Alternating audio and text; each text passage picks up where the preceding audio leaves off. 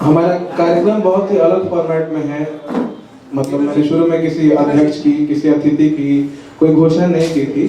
मैंने केवल ये कहा था कि युवाओं का कार्यक्रम है और हमारे बीच सबसे बड़े हैं और सबसे आदरणीय हैं। इन्होंने कहा था कि मैं श्रोता के रूप में रहूँगा, लेकिन मैं चाहता हूँ कि आप लोगों को कम से कम ये अंदाज़ा मिले, लुत्फ मिले कि कैसे कविता, कैसे गज़ल की जाती है, और मुझे भी आनंद आएगा। और ये कहते हुए मैं नंदलाल रोशन जी को बुलाना चाहूँगा। आप लोग उनका स्वागत करें। मैं बिल्कुल एक बिगड़ते हुए छंद में अब तक फंसा हुआ था, बहुत दूर, और बड़े छंद में फंसा हुआ था। भानु भाई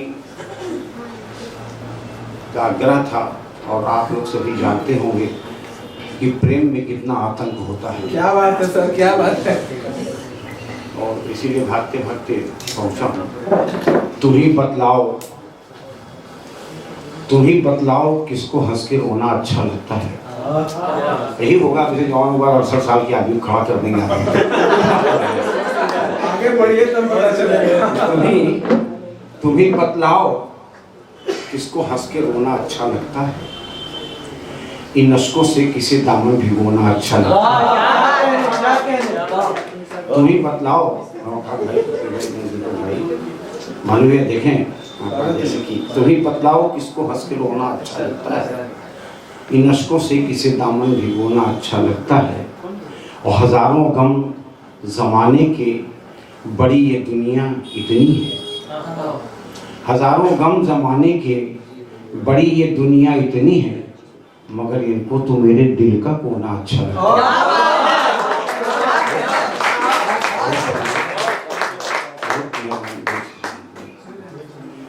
हजारों गम जमाने के मगर ये बड़ी ये दुनिया इतनी है, मगर इनको तो मेरे दिल का कोना अच्छा लगता है। और ये शेर जिस शेर के लिए और 4 शेर लिखने पड़े, प्रतीक भाई देखें कि ये दुनिया है जिसे देखो, ये दुनिया है जिसे देखो वही हैरान दिखता है। ये दुनिया है जिसे देखो वही हैरान दिखता है, मगर सबको ये जादू का खिलौना अच्छा लगता है। ये दुनिया है जिसे देखो वही हैरान दिखता है, मगर सबको ये जादू का खिलौना अच्छा लगता है। और जो शेर है भानु भाई की पसंद का, वो भी संध्या आखिरी शेर है कि मोहब्बत से नहीं बढ़कर, दीपक भाई की मोहब्बत से नहीं बढ़कर ज़माने में कहीं कुछ भी, मोहब्बत से नहीं बढ़कर ज़माने में कहीं कुछ भी, सुना है उसको रोशन चांदी सोना अच्छा लगता है। मोहब्बत से नहीं बढ़कर, बहुत शुक्रिया, बहुत मेहरबानी, आप लोग इतने मन से सुन रहे हैं कि मोहब्बत से नहीं बढ़कर ज़माने में कहीं कुछ भी, सुना है उसको रोशन चांदी सोना अच्छा लगता है। तुम ही बतलाओ किसको हंस के रोना अच्छा लगता है। बस और कुछ समय हो तो देखिए समय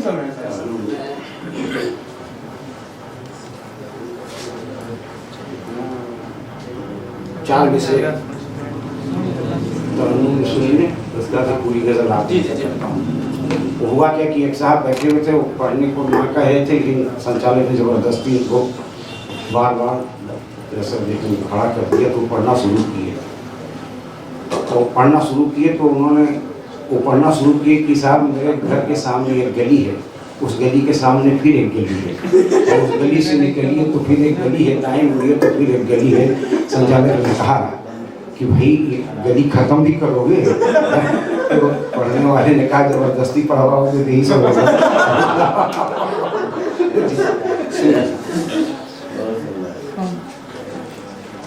4 विषय आप लोगों की देखेंगे।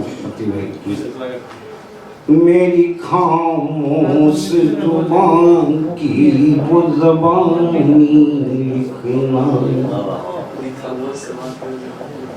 मेरी खामोश ज़ुबां की वो ज़बानी लिखना, वो ज़बानी लिखना मेरी खामोश ज़बान की वो ज़बानी लिखना। बीते लम्हों पे जो गुजरी वो कहानी मेरी खामोश ज़ुबां की वो ज़ुबानी लिखना, वो ज़ुबानी लिखना मेरी खामोश ज़ुबान की वो ज़ुबानी लिखना। बीते लम्हों पे जो गुजरी वो ज़ुबानी लिखना। लिखने वालों कभी लिखना तो तुम्हें याद रहे। लिखने वालों कभी लिखने वालों कभी लिखना तो तुम्हें याद रहे। लिखना तो तुम्हें याद रहे। लिखने वालों कभी लिखना तो कभी तुम्हें याद रहे। मेरी आँखों से जो टपका वही पानी।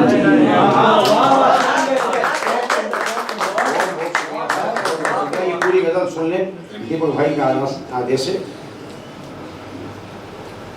आप में से कुछ ने नहीं सुने, कुछ ने सुने भी सुने। मतलब है मेरी निगाह में मेरा जहान रहने दे, मेरा जहान रहने दे। मेरी निगाह में मेरा जहान रहने दे। परों में थोड़ी सी मेरी उड़ान।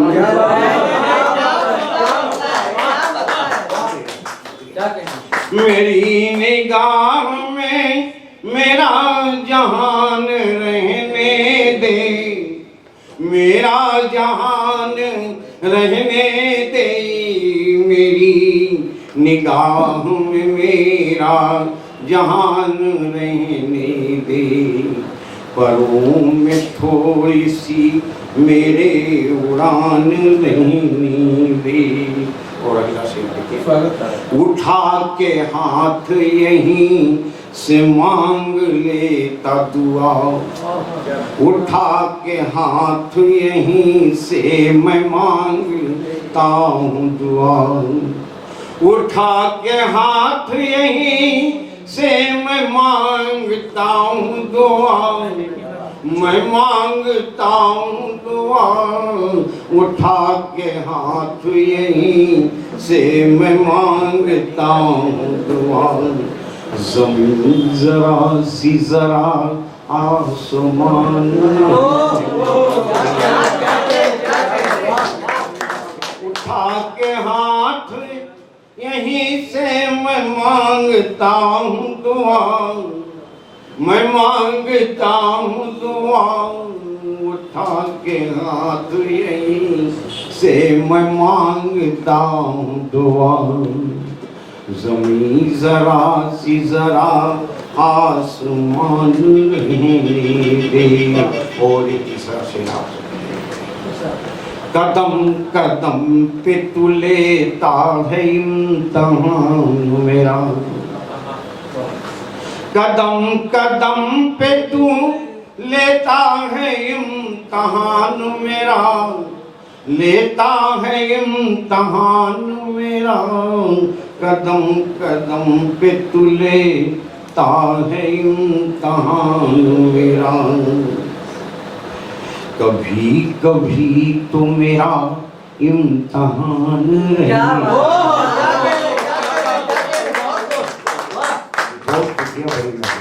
बहुत अच्छा सुन रहे हैं।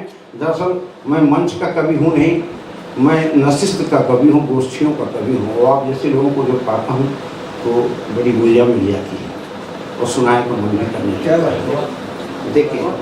आखिरी शेर देख लें और एक मत्ता बर्दाश्त कर लें आप लोग।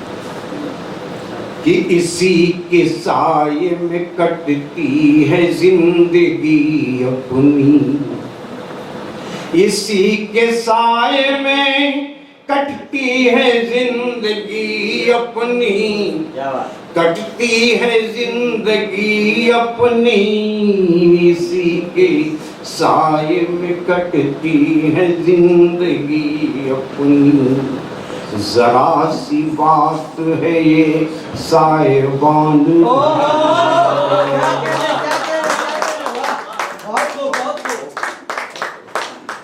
इसी के साये में कटती है जिंदगी अपनी, कटती है जिंदगी अपनी, इसी के साये में कटती है जिंदगी अपनी। जरा सी बात है ये साहिबान। और मक्का देखिए शायद किसी मसरफ कभी कभी मक्का जो है वो गदर पूरी करने के लिए भी लिखनी पड़ती है, लेकिन देखिए किसी मसरफ का होगा। हर एक शेर में उसके है तलखियां रोशन, हर एक शेर में उसके है तलखियां रोशन, हर एक शेर में उसके है तलखियां रोशन, उसके है तलखियां रोशन, हर एक शेर में उसके है तलखियां रोशन। सुखन में अपने तू शीरीन जबान, सुखन में अपने तू शीरीन जबान। बहुत बहुत शुक्रिया मित्रों आप लोगों का, बड़े मन से आप लोगों ने सुना। हाँ, इस कीमती उम्र को आप लोगों ने फिर पूजा किया और बहुत बहुत धन्यवाद है आपका। और ये सबसे बड़ी बात है मित्रों कि मैं नहीं जानता कि हाँ मेरे से भोजपुरी में तो उनका अपना एक कोई सानी ही नहीं। मैं चाहता हूँ वो भी आए और इन पंक्तियों से कि मैं जहाँ तुमको बुलाता हूँ वहाँ तक आओ, मैं जहाँ तुमको बुलाता हूँ वहाँ तक आओ, मेरी नज़रों से उतर कर दिलो जा तक आओ, कि फिर देखते हैं ज़माने की हवा है कैसी। भाई भानु प्रसाद और माई, धन्यवाद।